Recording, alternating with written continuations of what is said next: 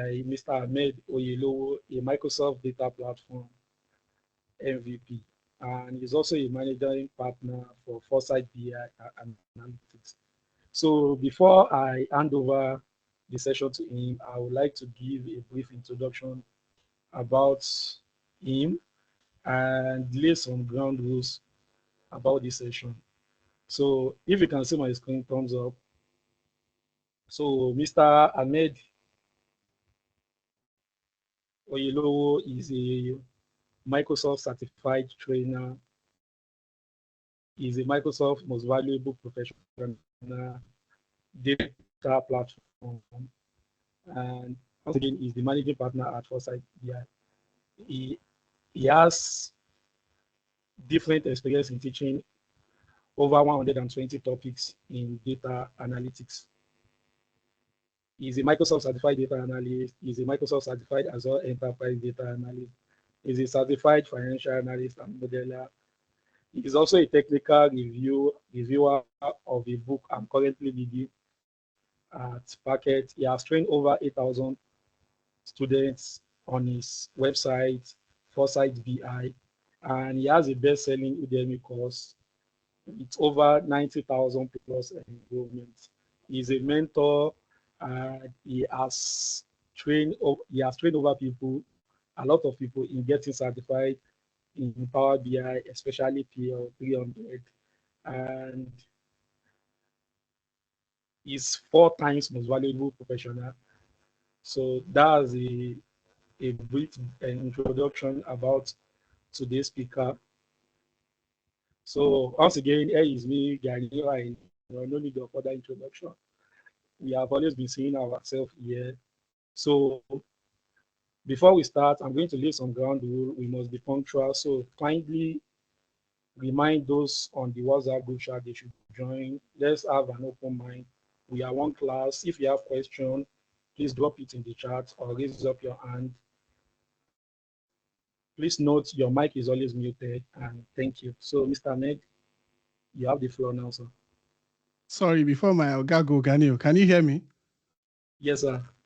Yeah, so I actually wanted to introduce my Oga myself Yes, before. like Oga, But my boy. I just allows you to kind of run the floors because we have our Oga here today, so we should not take this opportunity for granted that he actually kind of come in to join us today and then share his amazing knowledge with us.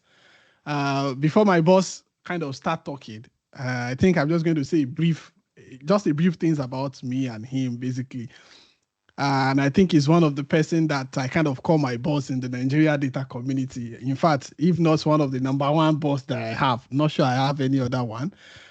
He's one of the people that kind of sow a fruit into my own life, and he's part of the people that train me. So I just feel I should come in and share that testimony as well. So he's one of the people that actually I learned a lot from while I was still growing in this career. So I always give him that 100% respect anytime I see him outside, because most of the things I've learned today, I think I learned first and directly from him.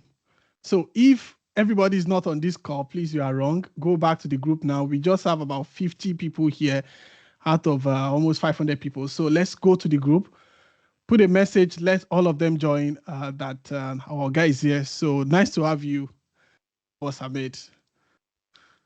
I hope you can hear me. Yes, very well. Thank you very much, Yeah. boss. So I don't whatever like he it has I don't said, like it when you call me boss. yeah, but you're also my boss here now, right? So I mean, it might be that we had like a past and all of those, but currently you are a boss. You're my boss now. All Lie. right, so but it's so nice to be here in the meeting straight with you. And I must say that first of all, let me commend you for doing something very, very great for the community. And I also believe that whatever we are also going to be discussing today, you are more or less like a perfect example of everything, that we're going to discuss as far as the topic for today is concerned. So, and maybe by the time we complete today's session also, I'll also share one or two things about yourself that I believe that people should also be able to emulate, because sometimes there is no better indicator of success than history, technically. So if you go to look at the history of successful people, for example, whatever you can find as indicators from them can also be something that can work for anyone as well. So hopefully we'll be able to get to that part as well within the time specified for today's activities. So I think I'm going to share my screen and I'm ready to go right now if my Oga gives me permission. All right, awesome. Let me see. I'm using Teams or Web, so things are going to be a little bit, maybe not so smooth, but again, I think I should be able to find my way. All right, so good morning, good afternoon, and good evening, everyone. So I want to believe, first of all, that most of us are going to be within the same time zone. So by my own time right now, it is past 5 p.m. Nigerian time. Can you also help me to confirm if you can see my screen? You can see my PowerPoint slides. So you can just help me to confirm by way of indicating either in chat or somewhere, or maybe just with a reaction. Sorry about that. Not so used to Teams. Just need to be sure. All right, so if you can see my screen, can you help me to indicate somewhere? I want to check either in chat or elsewhere. All right, excellent. So we are ready to proceed. So welcome to the topic for today, which I believe is also one of the most important topics for any professional, be it data, be it in any other field as you can find. So if you think about it, if I ask you, for example, to mention 3 doctors that you know, 3 medical doctors that you know, I'm sure that somewhere along the line, somebody's going to mention apropos doctor, right? That's because somehow he's been able to get himself out there. It has to do with branding.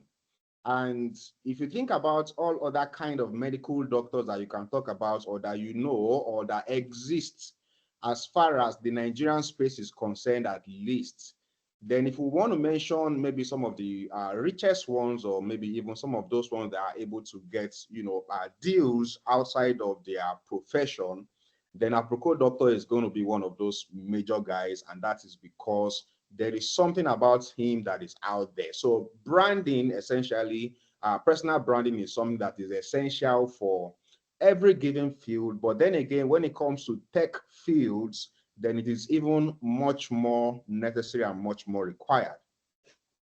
My name is Ahmed Oyelowo, and I've been introduced earlier. Just to call it the way I like to call it myself, just in case you want to try, but please do not bite your tongue. So let me say it again. My name is Ahmed Oyelowo, but I can accept any other form that you can use to pronounce it. It's going to be fine with me. So I'm also a Microsoft Most Valuable Professional, just like Adewale as well, and currently I'm managing partner at Foresight BI and analytics. So building a personal brand in data analytics is what we're going to be talking about, even though the principles and the things we are going to talk about are, something that you can apply for any area, and they are more or less like general principles. Where there is a need, we are going to fit it into data analytics. So first thing is going to be to talk about introduction to personal branding, where we get to understand. So when we talk about personal branding, what exactly does it mean and what are the key things that it entails?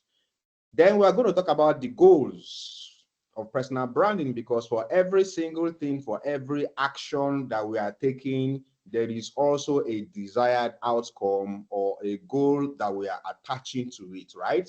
So all of our actions typically are tended towards achieving one thing or the other. So talking about personal branding, what exactly are we trying to get? What exactly are we optimizing for? What's our goal? What's our target? We'll talk about that. Then we'll talk about the essential components of personal branding. Those are the ingredients that make up the brand of a person. We're going to talk about the vehicles of building personal brands. So you already understand what personal branding is. You know what you are optimizing for. You know what your goals for personal branding are. You know what components you need to put together, to have a very great personal brand. Then what are those vehicles that are going to take you there to achieve those goals, right? Then we talk about success criteria. So when do you actually say that you have a good brand, or when do you say your personal brand is something that you are proud of, or things like that? All right. So first, let's talk about introductions to personal branding. So when we say personal branding, what exactly do we mean? What do we mean by personal branding? So you are looking at the picture right now, and if you are familiar with this person, this is Alex, the analyst. He's very popular on LinkedIn, and is also very popular on YouTube as well. So just the face alone, a couple of things are going to come to the mind of the viewers once you see a picture like this. Everything that you can relate to this picture essentially is what the brand of this person carries. So your personal brand is how you present yourself. Now, this is completely different from your profile. So your profile has to do with your history, but then your brand essentially has to do with how you want people to perceive you, or what things go on in people's minds when they see you, when they hear your name, when they maybe even hear about something. Do you come to mind? So there are certain things, for example, that when you want to talk about those things, you are not talking about a person now. You are just talking about a thing. But when you talk about that particular thing, somebody typically might come to mind, right? Those are part of the effects of personal branding. And every single tech professional needs to have great personal brands for certain reasons that we're going to, discover. So the way you want to think about your brand as a person is, so what do people perceive me as? I mean, if my picture is found out there, what typically comes to people's minds? And also there is a way you can shape, that narrative as far as how you want people to perceive you. And we're going to talk about, all those other components and the vehicles that you can use to deliver that message across to people. So in essence, you want to remember, or you want to think about personal branding as perception rather than profiling, or rather than biometrics information and things like that. So the goals for personal branding, like why? What exactly are you aiming for? Why do you need to bother about branding yourself? Why do you need to bother about the image that you put out there? So we are going to simplify it into these three categories now. The first one is credibility. The second one is visibility. And then the third one is opportunities. So because, every single thing, everybody has an image that they portray to people one way or the other. So there is a current trend that is going on right now. The younger generation, which most of you are going to fall into the categories of younger generation, might not really understand it a lot, but then it is trending, right? So there is someone that is called PDD, who actually happens to be an entertainer, right? So the good brand, or the best brand he can put out there, is to be a great entertainer. But right now, one or two things are happening to him right now that are of bad images. So for you to build your personal brand and to be successful with it, your target, first of all, your goal is to have like a positive image out there. You don't want to be the kind of person that, you remind people of terrible experiences, or you remind people of bad things and stuff like that. So your first goal, or the first goal of personal branding, is actually to portray something that has credibility, or something of a credible nature. Now, as far as data analytics is concerned, obviously, we want to tie this to data analytics, right? So, for example, I do trainings for a lot of people as well, and I do get some training requests sometimes, that I cannot take. So when I get a training request, for example, and I'm supposed to do a referral of that training to somebody else because either I am unable to take the training or it is not my line or one or two things, can come up like that, and I'm supposed to do a referral. So certain people are going to come to mind, right? Now, those people are coming to mind because they have credible personas, they are credible to me, and they are also credible to the community that I can feel comfortable to refer people to them. So first goal is credibility. Now, the second goal here is going to be visibility. I made an example earlier about Aproko doctor. He is visible. He's one of the most visible medical doctors that we have in Nigeria. So there are probably thousands or maybe even hundreds of thousands of medical doctors. I don't know what the numbers are, but if you have to remember 1, 2, or 3, then Aproko doctor needs to be one of them, right? Given that the medical profession is not really a profession, that happens to be something, that needs people to be online that much. It is more or less like things that you go to the hospital and meet a very good doctor and, get your business sorted that way. But for tech professionals, like I said also earlier, visibility or branding is extremely important. As a matter of fact, one of the terms that you can synonymize with branding that people can resonate with very much is going to be visibility. Because when we talk about perception also earlier, that branding is about perception, what people perceive about you. You will see that that also has 1 or 2 things to do with visibility, because it is how people also see you, right?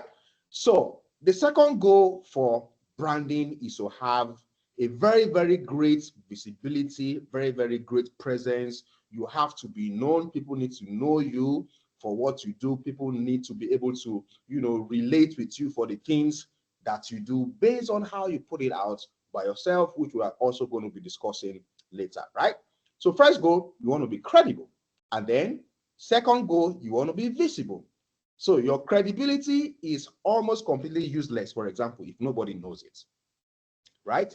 So there is this example one of my former managers used to make about having a lot of people in the marketplace. So if you have a lot of people in the marketplace at night, for example, and then one person just maybe puts on a cap that has like a light bulb, you can tell that that person can easily be spotted amongst the crowd. Okay, that's how you can think about visibility.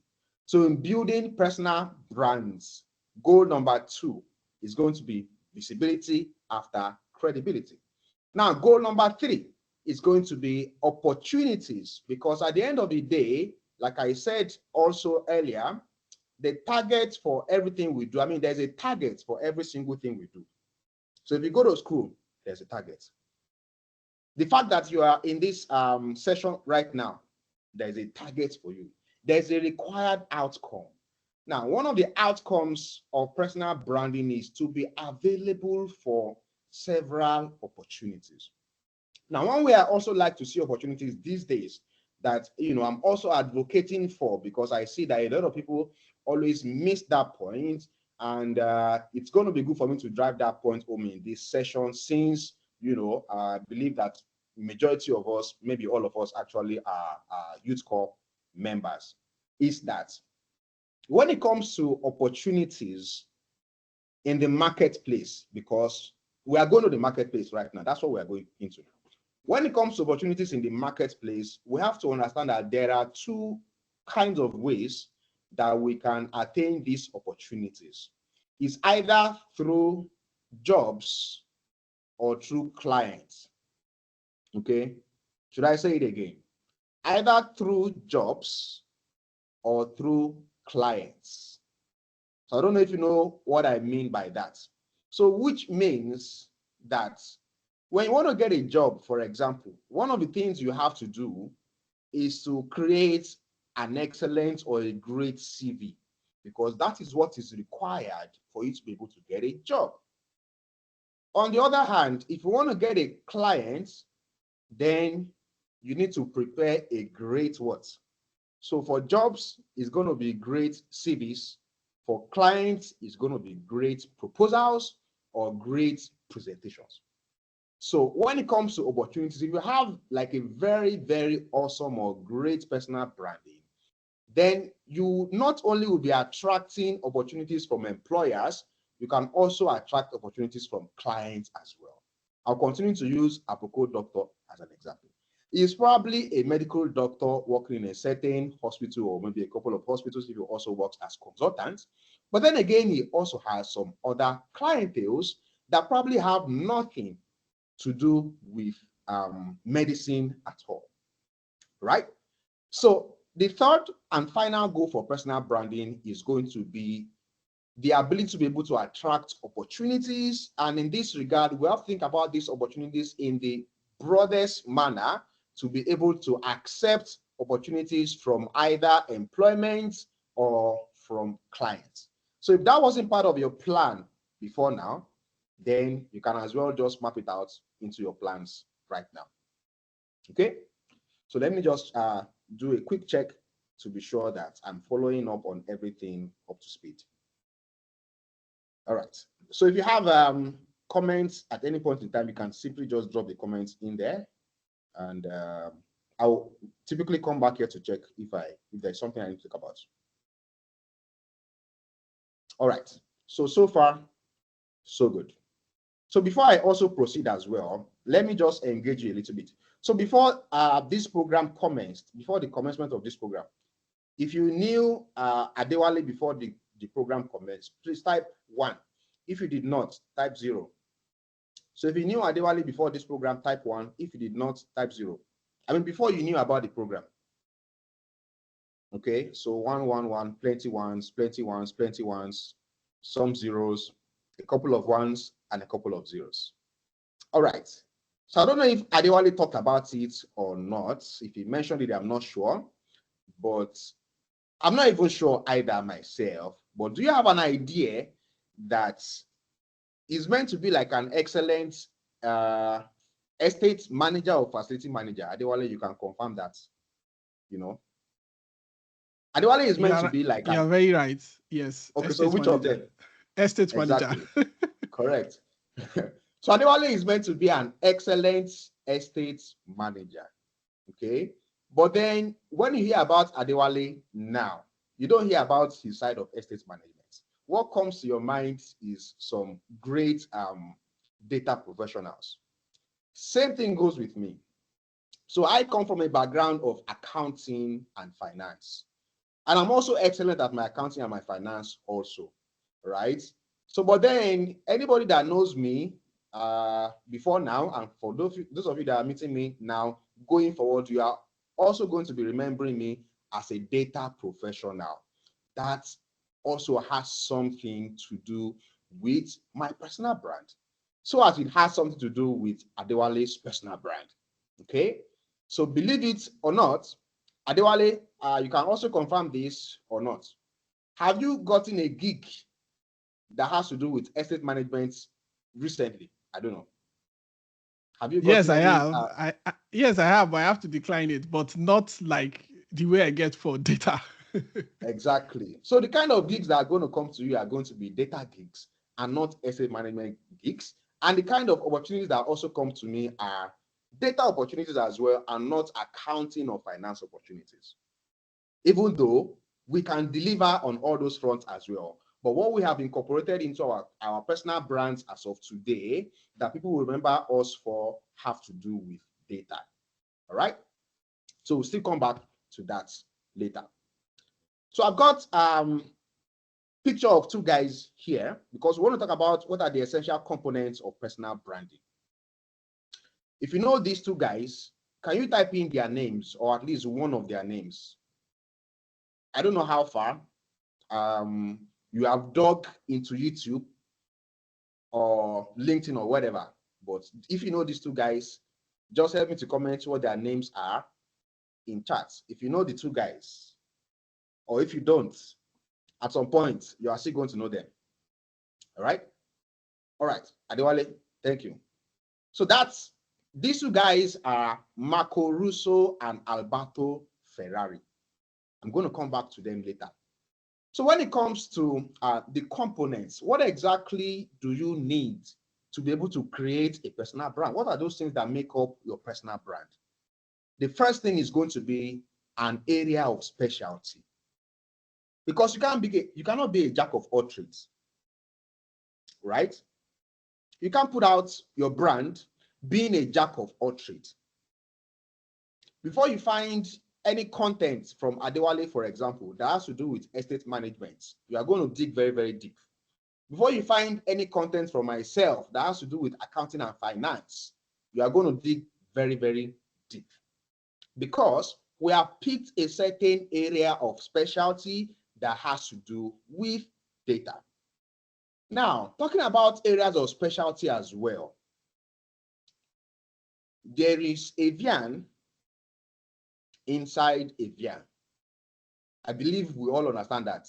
There is Avian inside Avian. Do you know what I mean by that? Am I speaking your language? There is Avian inside Avian. Am I speaking in your language, please? Yes? Charlie Poppy? Do you know Charlie Poppy? Yes, you know Charlie Poppy, right? Yes, so another Avian day inside that your Avian. So when I say area of specialty, this is what I mean. In the data space, for example, data professionals learn a whole array of tools. Even within this program too, you must have learned about so many data tools. Maybe you've learned Excel, maybe you've learned SQL, maybe you've learned Power BI, maybe you've learned Python, maybe you have learned Microsoft Fabric. You know, you will see that there is an array of tools that you have learned. But, you know, one of the ways you can come out as, to make it easier for you sometimes, most times, essentially, is to pick an area of specialty which might not necessarily be like a general area. It can just be like a small portion of an area. So like these two guys, for example, if people talk about Power BI, then they don't come to mind. These guys do not come to mind anytime we are talking about Power BI. But when we talk about DAX, which is a component inside of Power BI, then they immediately come to mind. That's why I said there is Avian inside Avian.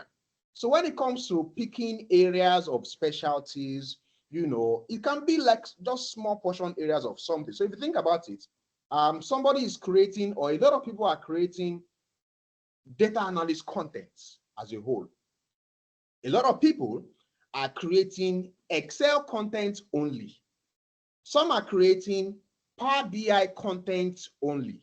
Now, out of those people that are creating Power BI content only, some are creating just the visualization side of Power BI only. Some are creating just the DAX side of Power BI only, like these guys that we have talked about here. And then we also have those ones that are creating, you know, topics on the data preparation side as well. So as far as area of specialty is concerned, it simply means that you can start to build your personal brand, you know, at a starting point based on that area where you are most comfortable. You can start to put out content in that area, right? So first, you need to have like an area of specialty that you are very, very good at, or that you are willing to be very, very good at. Then you also now have to choose the type of content that you put out as well. So when it comes to type of content, do you want to be writing, or do you want to be creating videos, or do you want to be recording screens and be doing tutorials, or do you want to be doing podcasts, interviewing people, you know? So there are wide arrays of different types of content that you can think about. Do you want to just be creating images that are going to be like tips or walkthroughs? There are so many different types of content that you have to come up with at the end of the day. So now remember, we are talking about components of personal branding. So when you say you have a brand, what are the components that have made up that brand? So first, your area of specialty, which is what are you known for exactly? Secondly, the type of content that you are putting out is what you are going to use to create that your personal brand. So just like you won't find me creating accounting and finance content because I'm not building a brand in that area. You won't find Adewale creating content about estate management because he's not branded towards that direction, at least not currently. Okay, and you are not going to find Marco Russo and Alberto Ferrari creating content about Power Query. They are only going to create content about DAX, and their content can be of different types. They do YouTube videos, they do tutorials, they write blog posts, and so on and so forth, right? So first thing, your area of specialty, you have to pick one area. It can be general, it can be niche-based. Second is your type of content, and then finally is your target audience. So your target audience is going to be like the kind of people that you attract. So what kind of people do you want to attract? That's also very, very important when it comes to building your personal brand. Okay. Now, I'm going to break this audience type down now into two currently, just because I have earlier mentioned about the type of opportunities. No, remember that the goal is to be able to attract opportunities. So those opportunities you are attracting essentially are going to come from your target audience. So if you remember, there are broadly two categories of opportunities that I discussed, right? So you can remember those two. I remember the two, either from employment or from where? Or from clients, right? So from employment or from clients. So your target audience that you are looking at also is going to determine how you'll be putting out your content as well. So your audience type 2 typically can be of two types, right? You might want to target enterprises, or you might want to target maybe individuals. Okay, and just to be able to clear up these two areas, let's say that you are trying to optimize maximally for getting a job. Okay, I want us to resolve like any conflict that may arise from this my statement. So let's say that you are trying to optimize to be able to land a job. Should your primary target audience be individuals or should it be enterprises? So when I say individual, I'm talking about maybe everybody on social media. What do you think it should be? Your target audience, you are trying to optimize for landing a job. Should your target audience be for individuals or should it be for enterprises? Enterprises as in companies.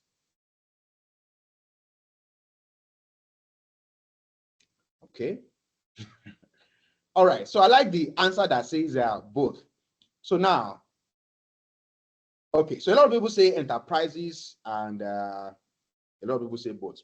Now, remember when I talked about if somebody comes to me now to say that I should refer somebody for a job. If somebody comes to me to refer someone for a job, then it has to be somebody that has resonated with me personally. Okay, it should be somebody that has resonated with me personally, right? So at the end of the day, it comes to the conclusion that for everything that we are doing, there is an 80-20 kind of rule. 80-20 kind of rule. So, which means that typically we are not exclusive to one thing alone. As you put out your brand out there, essentially, you'll be able to attract opportunities both from enterprises, because in those enterprises, you have human beings, you have individuals making the decisions for the enterprises, right? So, but then, if your goal, for example, is to be able to attract a job, then your target audience has to be primarily individuals, more of individuals than enterprises, because it is those individuals that are going to bring you in, even though at the end of the day, those same individuals are the same ones that will also provide you with enterprise opportunities.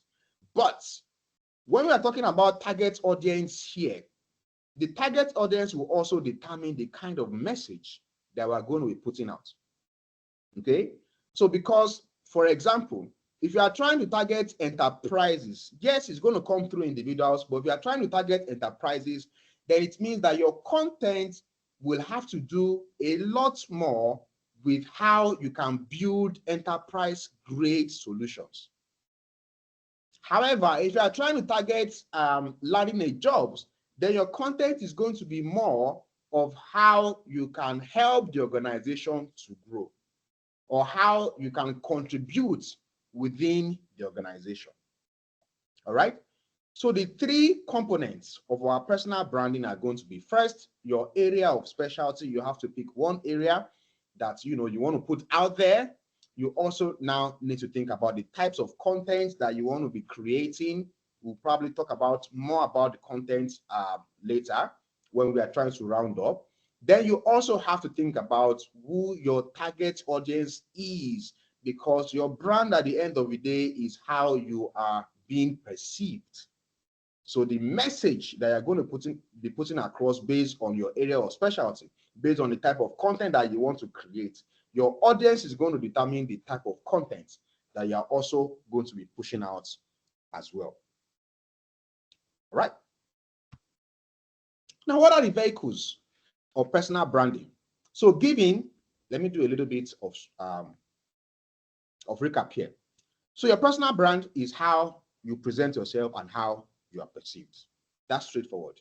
Reason for you to be intentional about that, because either you are intentional or unintentional about it, somehow it can happen. You can be branded for something that can be good or bad. So now you have to be intentional about it so that you are able to achieve credibility. You are able to, get a good image out there. And you also have a lot of positive visibility so that you can attract great opportunities. So how do you get there? How do you get to that side? How are you able to be credible? How are you able to be visible? And how are you able to attract opportunities? One, you want to pick an area of specialty that you want to be known for. Then you want to put out a lot of content based on that area of specialty, and you want to push those contents to certain people, certain categories or certain group of people that are going to be your target audience, right? When it comes to audience profiling, there can be a lot about audience profiling. So for example, now, part of audience profiling might also be that, do I want to target jobs in Nigeria? Or do I want to target clients in Nigeria? Or do I want to target jobs in America? Or do I want to target clients in America? Or do I want to target the whole world? It all depends, right? That will come down to your target audience profiling. So what are the vehicles of getting all these things out there? So given that you have an area of specialty already that you want to put out, you have your content already, you've also decided on who your target audience is going to be. How do you now get all those things to those people? Number one, in 2024, obviously, is your online presence. So you have to be present online. And the key areas in online presence for a data professional or a tech professional generally has to do with LinkedIn will typically be your number one. You must be present on LinkedIn.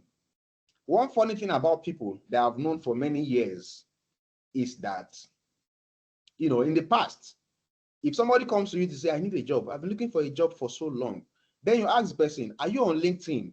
Then they say, LinkedIn. Yes, I've downloaded it. I created a profile or an account, but I don't know how to use it. So I always ask them one simple question. Did you learn how to use Facebook? Or did you learn how to use Instagram? You have to be intentional about it, right? So a lot of people complain about not knowing how to use LinkedIn. That is because they don't go on LinkedIn a lot. You go on TikTok, you go on IG, you go on Facebook, you go on Twitter, you spend a lot of hours in those other applications that you spend on LinkedIn, right? So for a great personal brand, for a data professional or for a tech professional, essentially, you have to be very much present online. LinkedIn has to be like top of the list for you, right? Then, secondly, you also will need to have like a portfolio site. Most especially if you are optimizing for job employment. Because if you are optimizing for clients, for example, you are optimizing for consulting, you typically will have like a website which is going to have like, your portfolio anyway. But then for the person as well, you need to have like a portfolio site, just a page that can have a list of the things that you have done, even if it has to do with links that can take you to different areas, or different projects that you have completed. So, which means the primary thing on the list is going to be LinkedIn for your online presence. Then the next thing is going to be something like Linktree. All right. So do we all know Linktree? So LinkedIn would be like number one. Then Linktree should be like number two. Right? So just to make it easy. So every single one that is trying to build a personal brand, I mean, there can be several other ways to create your portfolio site, but I just feel like Linktree is very, very easy for anyone to create. And with that Linktree, you can easily create a link to your different portfolios that you have, right? And then the third aspect now is social media generally. So you can see that you might want to think about LinkedIn as being a social media platform as well, but I have intentionally, separated LinkedIn from social media generally, because LinkedIn should be more for serious things than social media. Because on social media, you're going to find, nearly a lot of every other thing that you're going to find for serious things. But then social media presence as well is part of what you need for your personal brand. So you need to be active on Twitter, you need to be active on Instagram, you need to be active on Facebook. But that to me should be like maybe number three, except you have more presence in those areas, right? So number one, LinkedIn. Number two, portfolio site. It can be a website, it can be Linktree, it can be any other kind of, it can be GitHub pages, for example. Then you need to have some kind of social media presence as well. So to drive your personal brand, to be able to create the image that you want out there, it starts with being present online. Number two is going to be networking and community building. Starting with attending different kinds of webinars and conferences. So if I ask now, do you know about any upcoming webinar or conference for data professionals? Do you know about any upcoming webinar or conference for data pros? Do you know about anyone at all? Anyone? Do you know about anyone? Just type yes or no, yes or no, yes or no. All right, so a lot of people have already said Data First, yes. All right, so Data First is definitely doing something right. They are definitely doing something great. Excellent. So Data First is coming. So you have to be able to scan to look for networking opportunities, to meet people physically, to have that physical touch with people, because in those kind of conferences, for example, there are also a lot of opportunities that can come from there. And, they also open our brains to be more creative and, to see things in different lights. They also offer us the opportunity to move away from digital interaction, essentially to face-to-face kind of interaction. Okay. So these vehicles, they are more or less, again, like action points. If you want to build like your great personal brand, if you do all these things that we're talking about here, then you are going to be known. Because the end goal, again, has to be being known for something. Your online presence, then networking. Starting with attending webinars and conferences. And then this second part is also extremely important. That is, at some point, you have to start to volunteer to speak at events, to speak at webinars, to speak at conferences. Because why? You want to be known for something. So when you speak, everybody remembers the speaker. Everybody remembers the speaker. So like now, for example, a lot of people here probably did not know me before today's session. But now, I'm sure you are going to remember me, because why? I am speaking, isn't it? So you remember me. Okay? So networking and community building attending webinars and conferences, volunteering to speak at events. Of course, what are you speaking about? Can you tell me what you have to speak about? So when I say volunteering to speak, what do you think I'm asking you to speak about here? What do you think it's going to be? What are you going to speak about? Any ideas? Okay, about your brand. Yes, that's like putting it in a bigger spectrum. About data. Yes, still in a bigger spectrum. About data. Yes, immaculate, excellent. Your area of specialty. Remember, your area of specialty. Okay, so when you want to volunteer to speak, for example, it can be about anything really, but for somebody that is starting out, most of the things will have to do with your area of specialty. I'm going to talk about what I mean by area of specialty when I'm trying to round up as well, just so that it's not too ambiguous for us. Okay, then you also need to have some kind of content, of course, that is personal to you, right? Remember that when you post on social media or when you post on LinkedIn, they are part of your online presence. They are part of your online presence. They are more or less like for worldwide, if I can put it like that. Those platforms typically do not belong to you. So in building your personal brand, you need to have your own platform. Your own platform. Now, your platform means something that you can control, right? And that's going to start with either creating a blog or creating a YouTube channel as well. So you need to have either your own blog or your YouTube channel. And then finally, you want to try to create a niche group.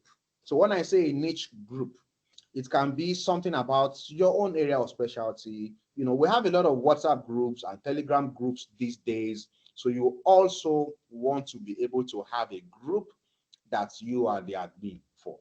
You are the owner, essentially, of that group, which means you are the one running that group. Okay? So these things, they're going to drive you to creating a strong personal brand, strong online presence, networking and community building. Be part of a community or be part of different communities, data first community. Be part of the builders of the community by speaking. So you are not going to be like an attendee kind of member of those communities. Because why? You want to build a great personal brand. So you are not coming from the angle of an attendee, you are coming from the angle of a builder. All right? Then have your own platform in blogs and YouTube channels, and then you can also run your own niche groups as well in small spaces, WhatsApp. Which other places can you have groups apart from WhatsApp? Of course, groups on LinkedIn, but those ones probably will not be that easy to manage. And then number 3, very cool, is going to be to get social proofs. Social proofs, rather. You need to have social proofs. Social proofs are the kind of proofs that makes people not to want to ask you questions or not to want to ask you a lot of questions, right? So for example, you say you're an expert. So what do you have to back it up? That's what a social proof is. What do you have to back it up? So one thing you want to do is to get certified. Yes, sometimes people want to talk down on certification, but then certification is highly necessary, even for your own personal as well. When you have those certifications, you are more confident in your abilities, and then they also tend to want to reduce the number of questions. Imagine going for an interview and they're asking you too many questions. If you have like certifications, maybe they don't want to ask you a lot of questions like that. So you need these things as social proofs, to cement your credibility. Then you need to also ask to get recommendations and testimonials from people. This is one that you would typically need to ask people for it. One thing about recommendations that I think I like a lot is that, especially for LinkedIn recommendations. So remember that you must be seen as credible first before you want to ask somebody for recommendations, right? You must have been able to show yourself. Just like I can refer training to a lot of people because I have seen them as being credible, right? They put themselves out there, they have that online presence, and I think their presence is credible. We probably have met through some kind of communities, or through some kind of webinars or conferences, or belong to the same group, or I've seen their YouTube channel or whatever. They have that credibility. Then I can do a lot of recommendations for them when the time comes, right? But when it comes to recommendations as well, a lot of times you need to ask people, because if we are tying recommendations to social proofs, what we are trying to say is that, can somebody go on your page on LinkedIn and can see that some other credible people have actually written something nice about you, right? So ask to get those recommendations and testimonials on your LinkedIn page. And like I said, I love this one very much, because if you go to my LinkedIn, for example, you see one of the recommendations that I love a lot on my LinkedIn is, if you go and check now, it's going to show partner KPMG. The highest rank, or maybe one of the highest ranks, maybe not necessarily the highest, maybe they have a president, I don't know. But one of the highest ranks in the big four consulting companies is partner. So I got a recommendation way back when somebody was just like a senior manager, right? I mean, the person gave me that recommendation when he was like a senior manager at KPMG, but now that person has risen up to the level of partner. So now when you see the recommendation on my LinkedIn, of course, you have to take it serious, like, oh, really? This person was recommended by a partner at KPMG, So that's one of the things I love about recommendations a lot. So they are not things that you want to play with. So ask for recommendations and testimonials, because as those people also grow in their career, it's going to continue to work in your own favor. All right. So now we're going to talk about the success criteria. Yeah. So success criteria. How are you going to have that successful personal brand, that one that is very, very positive, the one that is going to make a lot of people to remember you for good things, where you are able to attract those opportunities? Number one is going to be to master your craft. That area of specialty that you're talking about, you want to be a master of it, right? Now, you probably will not be a master on day one or day two, but it's a continuous process, and that continuous process also can be part of what you are putting out even from now, which essentially means that you don't have to get to the level of mastery before you start. In as much as you are putting out content that shows that you are learning, you probably will be building your community gradually from there. But the most important thing is that you need to master your craft. You have to know, you need to have a lot of knowledge, essentially, within that your area of specialty. Okay. One of the areas that people also struggle with when it comes to mastering things, you see that people don't think about it a lot, or they are just ignorant about it, is that there are two different systems in life when it comes to education and survival. After school, the next thing is survival, right? After school, the next thing is survival, which is the one you are thinking about as getting jobs or things like that. You are just trying to survive, because now you are now on your own. So when it comes to those two things, most times it doesn't matter whether you were an A student in school or you were a B student in school. It doesn't matter. But you see, when it comes to the professional side of things, you have to be an A. You have to be an A, okay? But being an A as a professional is not like a direct consequence of whether you are an A or not when you were in school.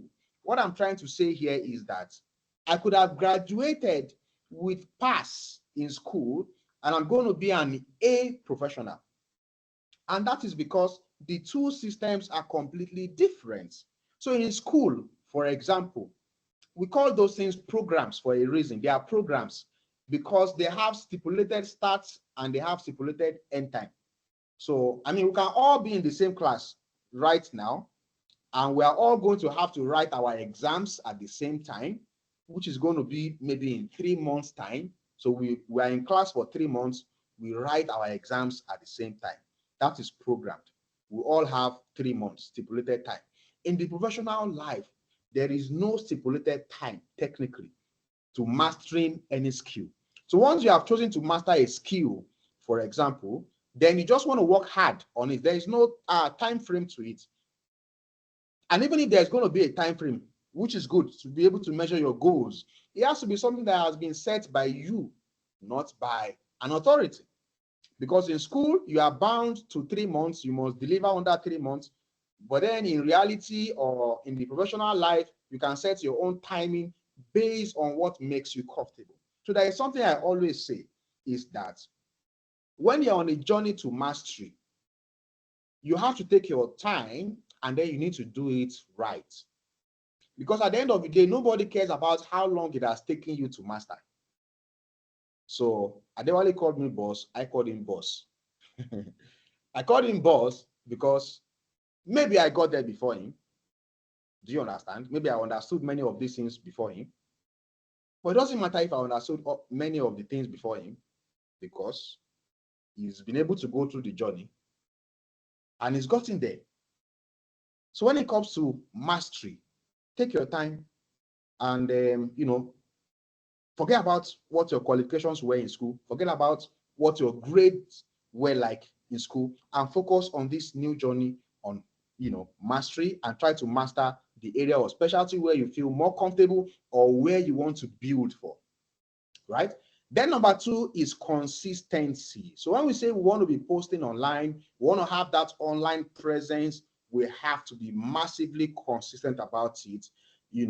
When we want to put out content, for example, then there has to be consistency about those things. We have to do them on a regular basis. You want to keep on learning, make sure you continue to learn on a regular basis. Then authenticity is to be yourself. Try not to copy anyone at all, right? Try not to copy anyone, because it's your what? It's your personal brand. You don't want to be seen as, this guy reminds me of that one. This person reminds me of that person, right? So you are essentially building that other person. You're not building yourself. If you remind people of somebody else, then it means that, something is wrong, right? So authenticity is important. Just be yourself, create your own kind of brand, create your own kind of content, create, the way you feel like. Then value, obviously, it has to be that, whatever you are creating as content is something that people can benefit from, something that can make somebody's lives better, to make the person want, to even be closer to you, or to make the person want to meet you, to make the person want to talk to you, to make the person also see that there is something in you for them to be able to offer you opportunities. Then you also have to take constructive feedbacks, because as you put yourself out there online, people are going to, give you a lot of feedbacks, maybe not too good ones sometimes, maybe excellent ones sometimes. You should be able to take all those things, right? So thank you very much for listening, and I hope that you've been able to learn 1 or 2 things. I'll probably just run through the slide a little bit. I think we're going to share the slides, hopefully, so that you'll be able to, just do a personal recap and follow the steps so that you can hit the target and you can hit the goal, right? So how you want to be perceived, you can create that image by yourself. Why? Because you want to be seen as a credible person within the community. You want to have a high visibility to be able to attract a lot of opportunities. For you to be able to do that, then you need to pick an area of specialty. You need to create content, and you need to, select the kind of content that you can create. Some people, for example, are very comfortable on the camera. Some people are not comfortable on the camera. Then think about who your audience is going to be, your audience profiling, because you are optimizing for certain things. Which kind of opportunities do you want to attract? It's going to determine, who your kind of audience is going to be. How do you get there? You need to have online presence. You have to be on LinkedIn, essentially. You need to have a portfolio site, and you need to be present on social media. Then you have to network, and you need to be a community builder. If you ask, why is Adewale an MVP of Microsoft? And why is Ahmed Oyelo an MVP of Microsoft? That has to do with community building. Then you need to have social proofs. If you have all of these things in place, online presence, you are part of communities where you are a builder, you are not an attendee, you are not a member of that community. You have social proofs, then you already have that visibility. You have the credibility, you have the visibility, and the opportunities are going to come to you. They are very, very certain. All right. Then, for all of these things to be optimized, up to the most successful areas, then you need to be a master, right? You have to master your craft, make sure that you continue to learn. You have to be consistent with all the things that we'll talk about. Your online presence, you need to be consistent. You need to be consistent, within your community. And as much as possible as well, you want to make sure you are up to date with your technologies. You have to be authentic by being yourself. Don't try to copy anybody. Don't copy somebody's content. Don't try to act like somebody. Don't try to be like somebody. All right? Just be your own self and make sure that you add positively to people. There's a lot of value in this program, and make sure you take feedbacks, right? So can you help me to confirm if you have gotten a lot of value from this program? Thank you. I think I overshot my time a little bit. So did you get a lot of value from this program? Yes. All right. So I think we've got some questions. So if you got values from this program, you got value from this program, I'm going to ask you a question you cannot answer. The question is going to be, what is the monetary value that you can attach to this program? How much in monetary worth can you attach to it? How much in monetary worth can you attach to the program?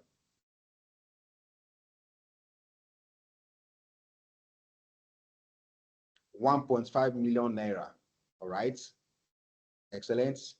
Unmeasurable, invaluable, it is priceless. So the answer is that it is priceless. Why is it priceless? Because I'm going to give you an example now, right? Let's say I do a program now and I charge people, let's say I charge people $100 for the program. Now, guess what? You finish the program, you polish up yourself, you apply for a job. Your first salary is probably $3,500. And then you work for the next 15 to 20 years. Think about it. That's a lot of value. You're able to do a lot of things. Even from the earnings, you're able to, create new businesses and do so many other things like that, right? So when we say you are creating value, you can see how much value Adewale has been able to create. So, and like I said earlier, I'm going to come back to talk about Adewale a little bit. So just give me 3 to 5 minutes. Sorry for overshooting the time here. So remember I said... Don't worry, we are not in a hurry. All right, thank you very much. So remember I said that, we can use Adewale as an example and just try to replicate the thing. So if you think about some of the things I discussed, within this session, we can tie a lot of things back to what Adewale has also done for us in this program. Because right now, for example, you guys are a community, you know yourselves. And the community was built by who? By Adewale with the help of his team. He has been able to create value by teaching you a lot of skills. You probably got to know about the program online because he has an online presence. Imagine if he's on LinkedIn and he has 1 follower on LinkedIn and he posts this. He might not get people to be able to impact on, right? So, and also, he has content. He has a YouTube channel. He has a YouTube channel. Is very much present on LinkedIn. He creates content and is also able to add value to people. And he is also a community builder, which is why he's an MVP of Microsoft. Okay. And then also, he's a master of his craft. So if you put all of these things together, then you can tell why Adewale is Adewale and why you are going to remember him as a data professional and not as an estate manager. All right.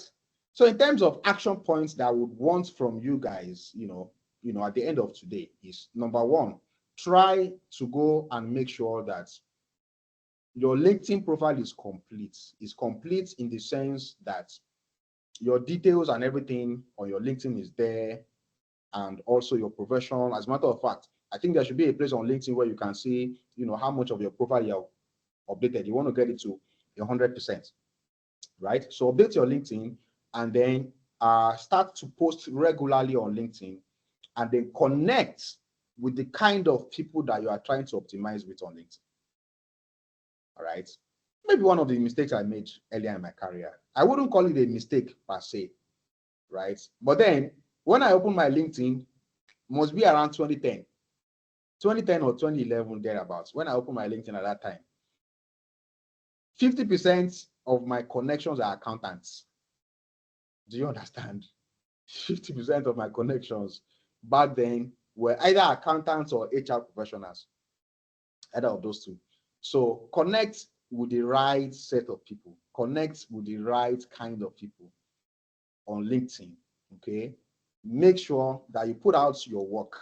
You are building a portfolio right now. Now, when it comes to that portfolio building, please, let me give you another advice that a lot of people also try to ignore. Whatever you create as a project that you want to showcase online, please run it through someone first. Run it through somebody first. I mean, a proper professional, so that you can tweak it and get it ready for posting. Don't just put it out there because you want to do it right from the onset. Okay? So, yeah, so that's going to be it from me. Thank you very much, Adewale, for the value you've been able to create. This is the kind of thing that I also like to do as well. And thank you for bringing me up to be able to thank add you value as well. so much, my Oga, like I always called you. So this is an impactful session. A lot of great tips have been shared. I was actually jotting and I was writing notes down myself, because some of the advice you shared here, if some of us kind of have the advice earlier, I think maybe we'll even go more far. Because I remember, I think there was a time, maybe like 7 or 6 years ago, David was asking me that, where do you see yourself in 5 years or in 4 years? And I told him that I see myself as the Microsoft MVP. He was like, no, Microsoft MVP, that's like 20 years before you get there. You need to have a lot of experience. You need to do this, you need to do that. I was like, well, I have passion to be an MVP, because somebody has actually asked me, do you actually have a passion? I said, yes, I have passion to be an MVP. So I have passion to be an MVP, and I keep working towards it, and I keep kind of putting myself out there. And then in like 2 years after we had that conversation, 2 or 3 years after we had that conversation, I became an MVP. And it was like, how did you do it? I don't know. I don't think is this possible. I don't know if people can actually get there faster like this, right? Now, the most important thing in what you have said is putting yourself out there, create a portfolio. Don't be shy. Anything you have, put it out there. Just let people see you. Let people know what is going on about your life. And that tips actually make a lot of sense for me. Now, one thing I usually also tell people is the data community is very small. We know each other. It's big and it's also small. That is how many people will be like, so Mr. Amedo, how did you people know each other? So Ola Charles. How did you people know each other? So David Abo. I was like, this data community is very, very small, because by the time you put yourself out there, it doesn't mean that there are thousands of people that are into these jobs or they are into this profession, but it's only the people that put themselves out there. Just like my boss said, like Aproko Doctor, those are the people we are going to see. Those are the people that opportunity come from. I told someone that my first opportunity I got on LinkedIn, that was opportunity I used to buy my first dream car. It was not even my first job. And I got that opportunity from LinkedIn. And just by me posting and people are just interacting with my posts, people are seeing what I'm doing. So these tips is a very great one. Now, I want all of us to at least ask one question. You can't just go without asking any question. Whether you put it in a chat, whether you raise up your hand, we are just going to take like 3 or 5 questions so we don't keep our guy here for so long. But you can put your question in chat as well. So what do you think in terms of building your personal branding? Because for me, most of the people that I've trained in the past, I have actually got many success stories from people that are really serious in the community and they are posting about themselves out there. Those are the people I've got most of success story from. Because a lot of people come out, we have done data analytics, I didn't get job, I didn't do this, but are you feasible? Just like you said, can people see you? When people want to make research about you, they go to your LinkedIn. That LinkedIn is very dry. Even the HR, it will just be turned off for the HR, right? So that is why your contribution is actually very, very interesting. So we have some couple of people that have put their hands up already. So I'll just allow the first person to speak. So Mary, your mic is open now, so you should be able to speak. And then Abdulwahid should get ready after Mary.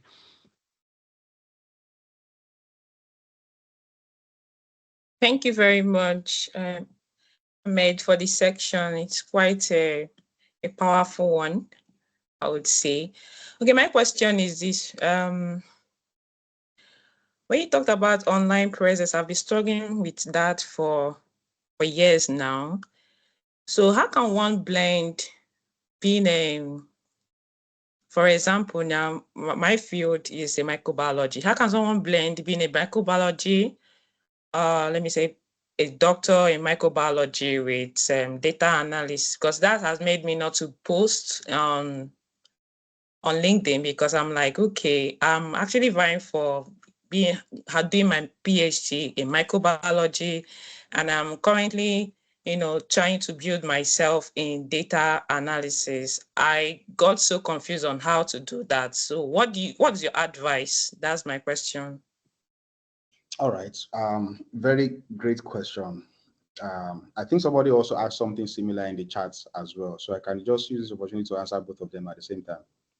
So when it comes to trying to manage like many things at the same time, right? You probably want to do a ranking. You want to do a ranking of which one is more important. Maybe for now, because there are times when we need to time things, right? You might want to say, okay, so between now and the next 2 years, this is what I want to achieve. Then you use that one to rank as the most important one for now, and you just try to focus on that particular content, for now. Because like I said, you don't want to be seen as a lot of things, right? People will not make their decision. They won't make up their minds. They won't make up their minds. They won't, it will not really enforce. It's just going to be like you are sharing an opinion about things. You are not going to seem to be like a thought leader if you share a lot of things, at the same time. So what you can do technically is to find out which one is more important for you for now, and then try to focus on that. That's one way. Another way is you can also think about providing different types of content on different type of media. So for example, maybe you are going to be using your Twitter for microbiology and you're going to use your LinkedIn for data analysis or something like that, right? You can still do both of them too, if you wish to do both of them. But one of them has to, have more or most of the numbers than the other one at the end of the day, because you probably will not be able to do both of them at the same rate, right? Like three ways that I think you can manage that. One way is do a ranking and focus on one. That means you're optimizing just on one thing. It is easier for you. It will go further and to have better results that way for that particular one than if you do try to juggle the two balls at the same time. What's going to happen is that, maybe you're going to get 40% for one and maybe another 30% for the other one, when you probably can go for one and get 90%. Do you understand? So the other method might be, provide different type of content on different type of media, right? Maybe on TikTok, you talk about data, but then on LinkedIn, you talk about that other one. Okay, that's going to be number 2. What's the third one? I can't remember. Can you remind me? Did I say 3 or 2? It just 2 It's that 2, you right? said. Okay, Yeah. so 2. So the third one, like I said, you can manage both of them together. I mean, you can still post your microbiology as well, but then in terms of, what do you call it now? In terms of the frequency of how you do your posting and stuff like that, you have to optimize one to be more than the other one. So, and if it's possible for you, you can marry them together and talk about microbiology in the aspect of data analytics. Do you understand? So the data analytics of microbiology, that one you kill one bird. 2 birds. 2 birds with 1 stone. With 1 stone. Do you understand? Okay, So that's going to be a more, very, very interesting one. Yeah. Okay, it's more like for now, right? I am pursuing for a PhD program. I've not gotten it, but due to I'm reaching out to different schools in the program, like in the US. So I kind of not post that all my projects on data analysis. So, but so you I are reaching out actually on want, LinkedIn. yes, but I actually want to get a job immediately on data analysis because that is what I want to do currently, right? That maybe will fetching me money for the time period to take care of my family and all. But that PhD stuff is something I'm looking at in the future. So that's why I'm asking the question, how to marinate it and to come out better. Yeah. So, if I were to be in your shoes, right? So what I would do is to optimize for the PhD on LinkedIn, right? Yeah. Then every other thing that we'll talk about online, there's social media, there is a social proofs, there is a which other one is that? There's social media, there is social proofs, there is networking, there's community. I'm going to go all in for the data. Yeah. Do you understand? So that's where you are part of a community, you are known, you are building a community yourself. So you are also known like that as well. Referrals are going to come, opportunities are going to come. So that's, what I would do. And to just add to your comment, I think the last thing you also mentioned kind of makes sense, which is marrying the two together. Yeah. I think there is still a way you can kind of make sure you are still posting on LinkedIn, but the content you are writing, you are making it related to microbiology. For example, you are saying that, okay, you created this analysis, you are currently trying to see how you can improve microbiologist data in terms of bacteria, viruses, and then you've started your analytics journey to kind of focus on microbiologist data. And just like we said, data analysis is not just about a particular, let me say, domain, right? You can actually be expert in different domains. That's why we have HR analysts, we have production analysts, we have manufacturing analysts. You can be microbiologist analyst as well. Yeah. So that way you are killing those 2 birds with 1 stone. Yeah. As a matter of fact, based on what Adewale has said now, it's one of those things also that I've also been preaching recently, where a lot of people are also missing the points.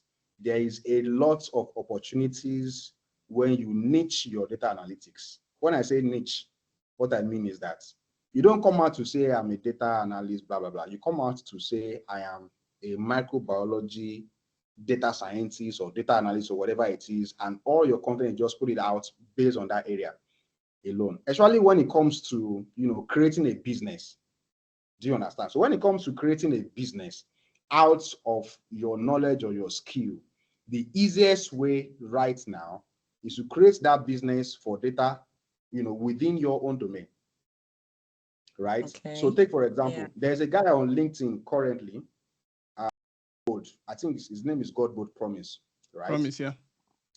So Promise, we hardly talk about Power BI the way I will talk about Power BI or the way Adewale will talk about Power BI. He's going to talk about Power BI in relation to accounting and finance. Do you understand? Interesting. So right now, I think he's gotten collaboration with ICANN already. He's also gotten collaboration with CFA already. Do you understand? Yeah. Apart from that, I have some clients that, they do Power BI data analysis for a particular niche alone. Just for a niche alone. If you check out their website, that's what it's all about. They are not coming out to say we are Power BI experts. No, they're only applying, that analytics within that particular niche alone. Mm-hmm. But wouldn't that be a problem when you want to get your first job as a data analyst? Would that be a problem for someone that just starting, this is my first time of trying to get into the data analysis field? Yeah, Would I be able to get it right? Yeah. All right. So this particular advice technically is more for the business side than for the job side. Do you understand? Yeah. I mean, it's better for the business side because on the job side, you want to be as versatile as possible. Do you understand? So when you are building your portfolio, for example, for the job, you want to be as versatile as possible in the sense that you want to have like projects for different niches as well. That shows that you are open to, be able to handle for any kind of industry. Right. Okay. So I don't know. Maybe the reason I'm talking about it this way is that for a person, I like to do one thing. Do you understand? I don't want to be open to everything. I just want to go for one. So which means, for example, if I'm going for a job, I'm going for a job. If I'm going for business, I'm going for business. Right? I'm not out to be for everything. So I just go all out one. As a matter of fact, every single day, I only do one thing per day. As much as possible. Just one thing per day. So for example, the only thing I'm doing today is this session. Do you understand? And then sometimes as well, not even sometimes, a lot of times, my deliverable for a day will be one thing. And if I finish by 5 a.m., so be it. I play all day. Do you understand? I'm that bad. I can only do one thing. I can only do just one thing. So that's just how I like to have it. Do you understand? So just one, and I go all out for that one. Do you understand? Yeah. So thank you so much. Thank you. Thank you, Barry. Let's give Abdul Wahid also to speak. You can go ahead now, Abdul Wahid. All right. Good evening, my organs in the house, Mr. Ahmed Oyilo. Good evening.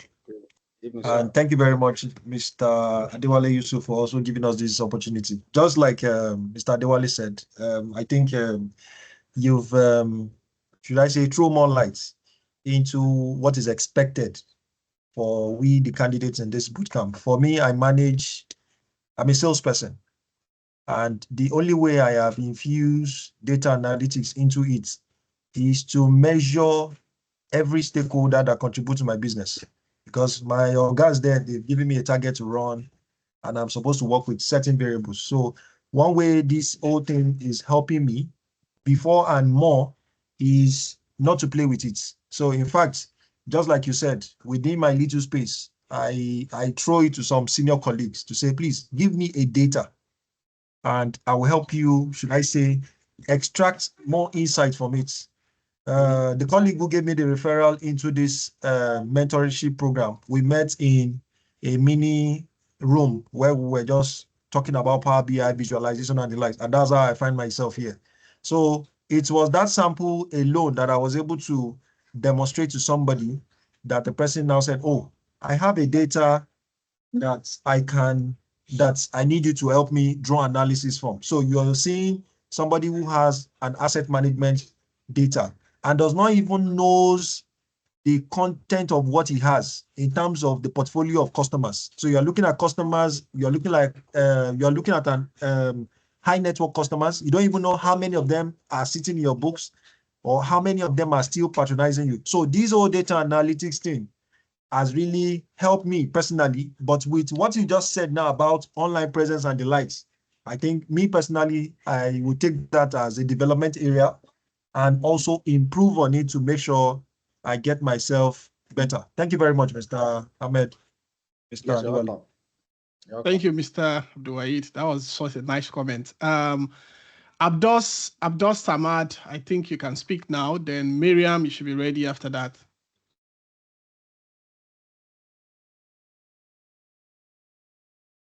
Abdos Samad, if you're not ready to speak, I think Miriam can go ahead.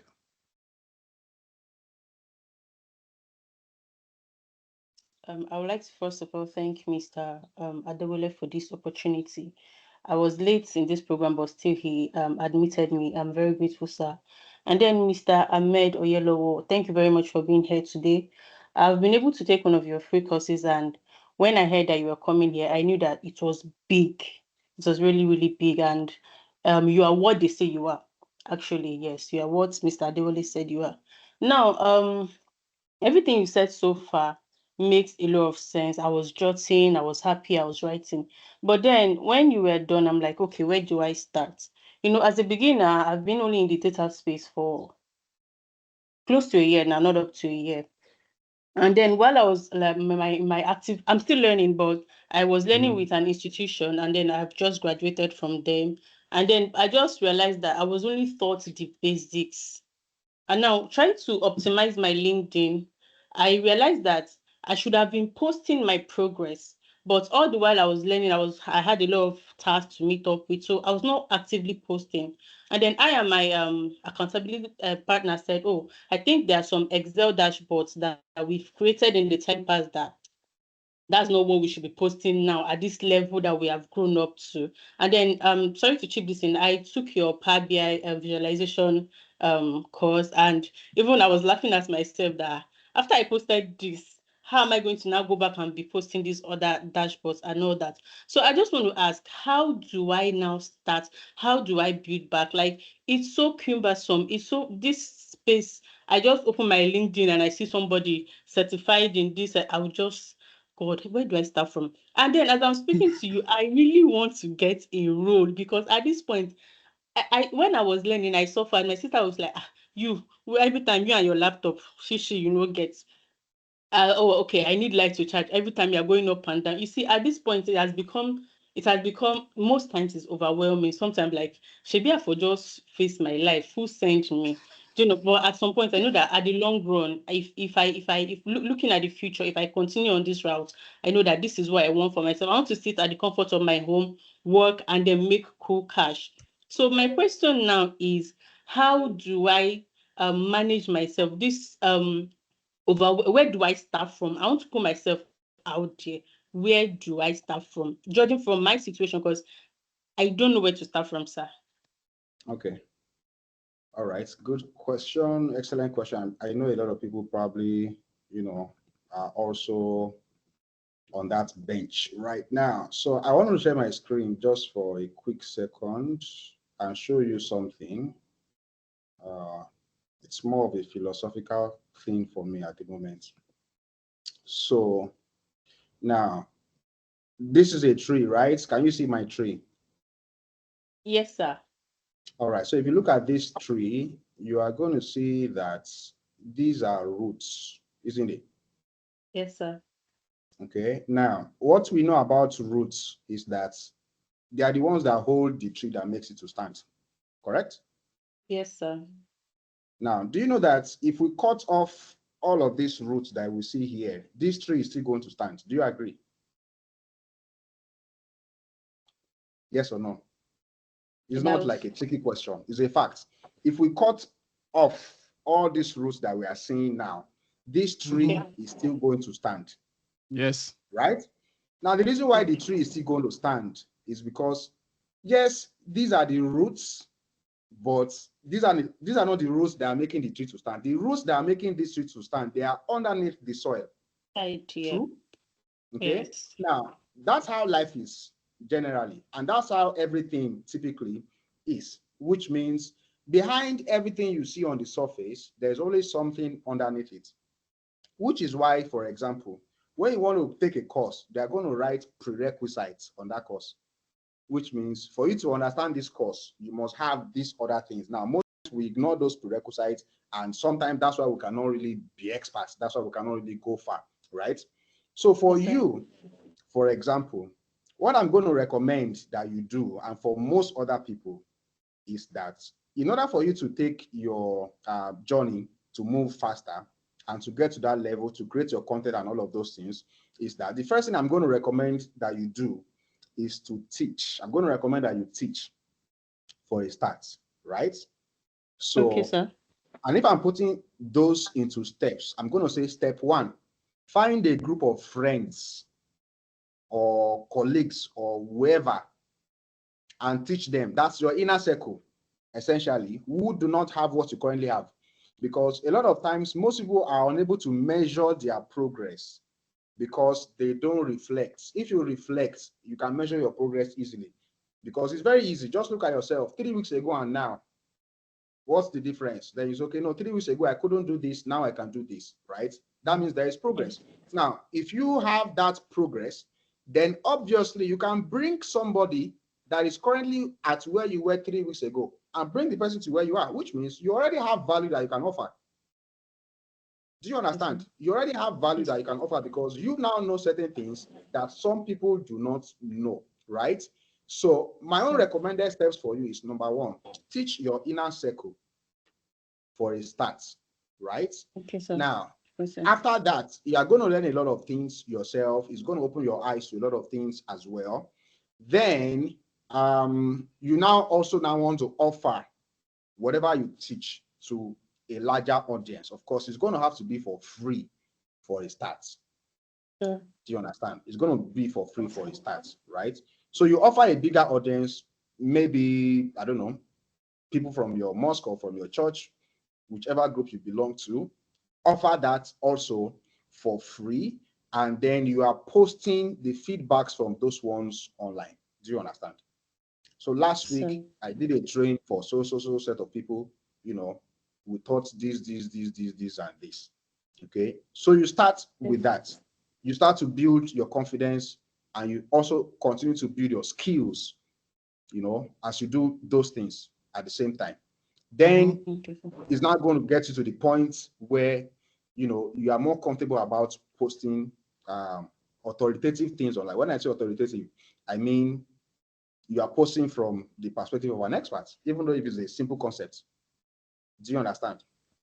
Yes, sir. So, and these action steps I have given to you now, they are more or less like things that you can achieve within a single month, you know, planning wise. Thank you, boss. I think I can actually add one more. Just like you said, teaching actually makes sense because when you teach something, it's that thing kind of resonates with you. It won't go, it's just stay there.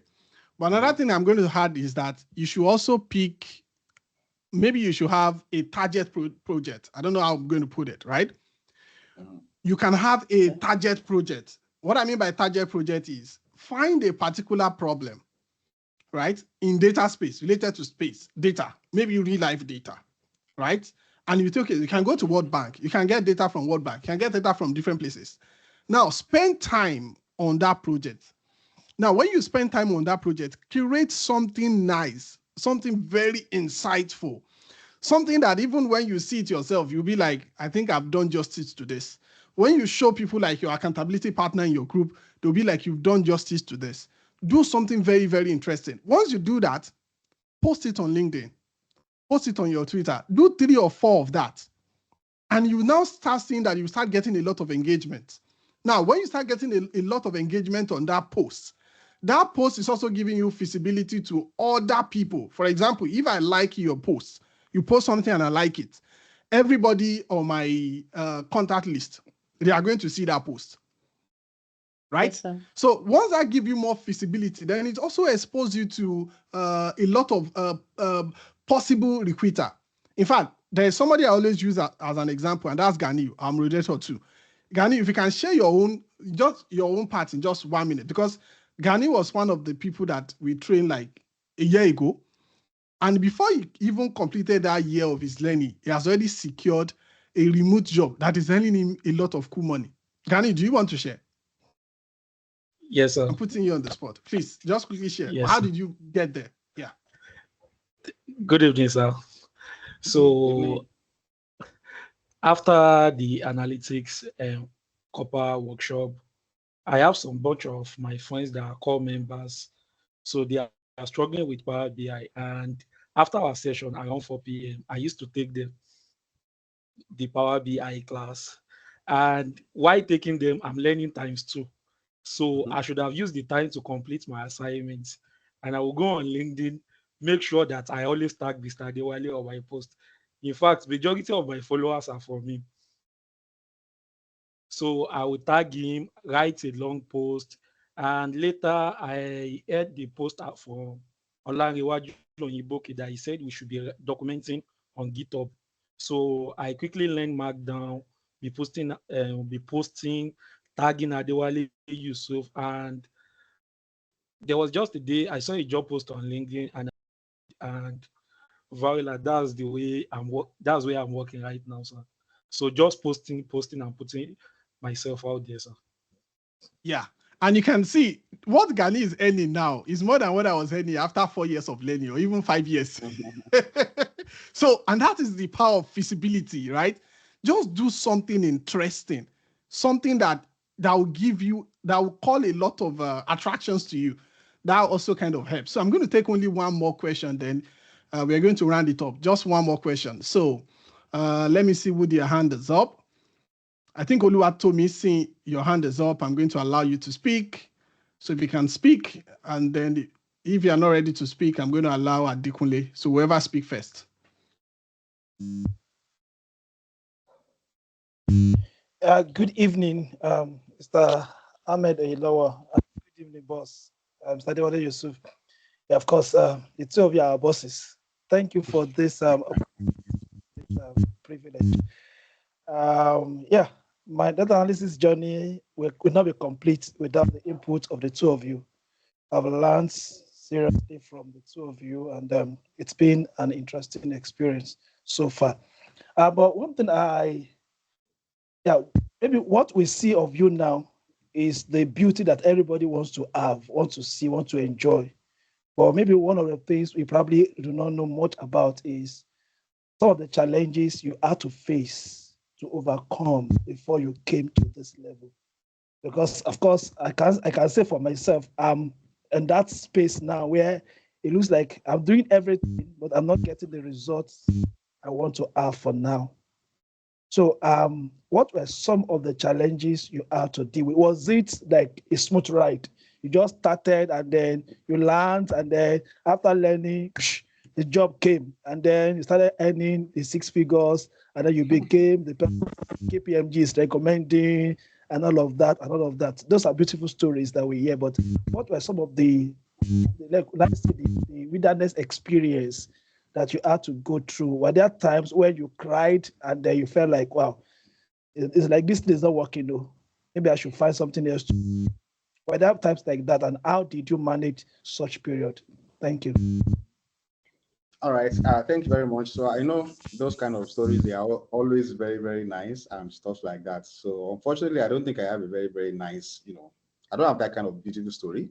And the reason why I don't have a beautiful story is because I am interested in what I was learning. Let's start from there, right? Because you need to be interested. It doesn't have to be like a choice you make. Like my first choice in university in JAM is going to be this, and second choice is going to be that. Then somebody comes to you and then they talk to you and advise you to take another one. Then you leave your choice and you go for what that other person is advising you to take without thinking through it, right? So the very first thing is that you need to be interested. It has to like pique your interest. So if it piques your interest, for example, then you are never going to cry. Let me start from there. So because it piqued my interest, so of course there were challenges. Obviously there were challenges, but all the challenges I saw, they were more of challenges of growth, in the sense that apart from finance, obviously finance is like a typical challenge where you don't have a good laptop, or you need to do online courses and you don't have internet and things like that. Apart from finance challenges, right? Every other challenge along the way, there were more of growth challenges for me. And that's more because I was interested in what I was learning, and I had a goal to be a master. So because I had a goal to be a master, every challenge I saw were meant to be opportunities or opportunities to get to the next level, essentially. So, and then because again, if you have that interest in you personally, then you are going to have that belief that you are going to get there, right? You are going to get there in the sense that you just want to be able to get to the point where you can contribute. When the experts are speaking, you can also contribute and be regarded as an expert. as well. So, but if you say, for example, that currently now, you have that gap between where you currently are and where you are trying to head to, right? You have to think about it. What exactly do you think is the, what's this thing called now? What's blocking you, essentially? What's blocking you from achieving the goal that you are trying to achieve? Is it that you have not been posting enough? Or if you have been posting, then it just hasn't come, then you just have to keep on to post, right? That's one. Then number two is that if the opportunities don't come, create it yourself. Create the opportunity yourself. So which means you have learned enough, you believe that you have the mastery up to a certain level, but then you are not getting the jobs. Well, have you tried the other one? You know what the other one is? Have you tried clients? So if the job doesn't come, have you tried to acquire clients? After all, you have the knowledge, you can deliver.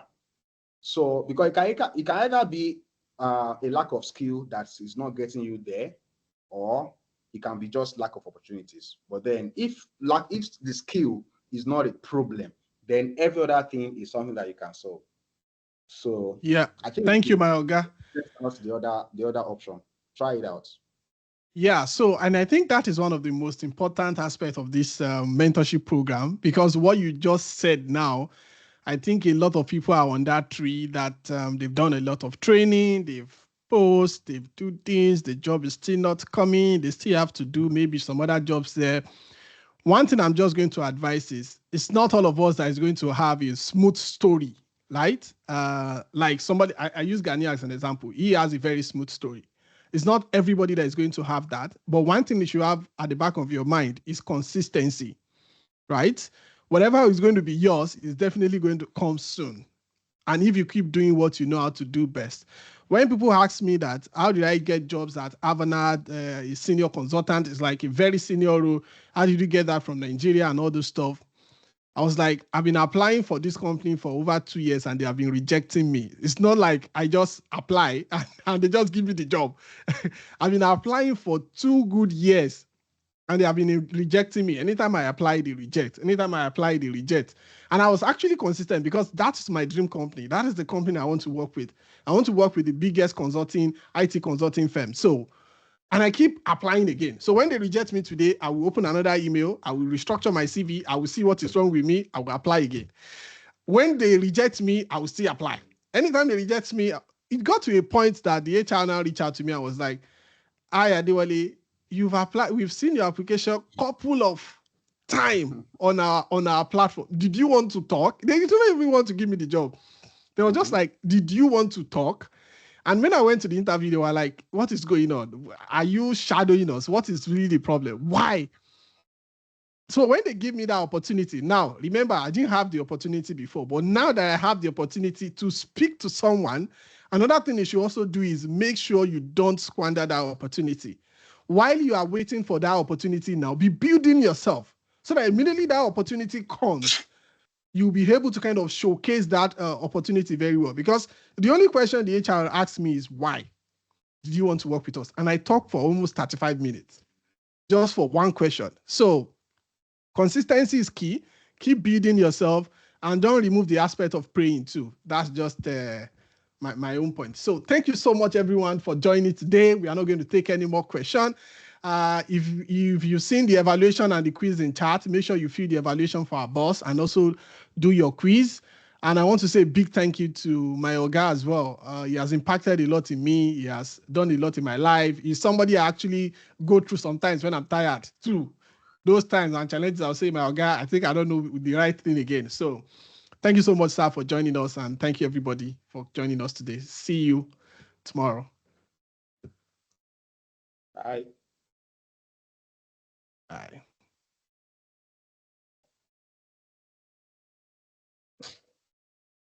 Wow. Please, just drop emoji about today's session. Just drop emoji.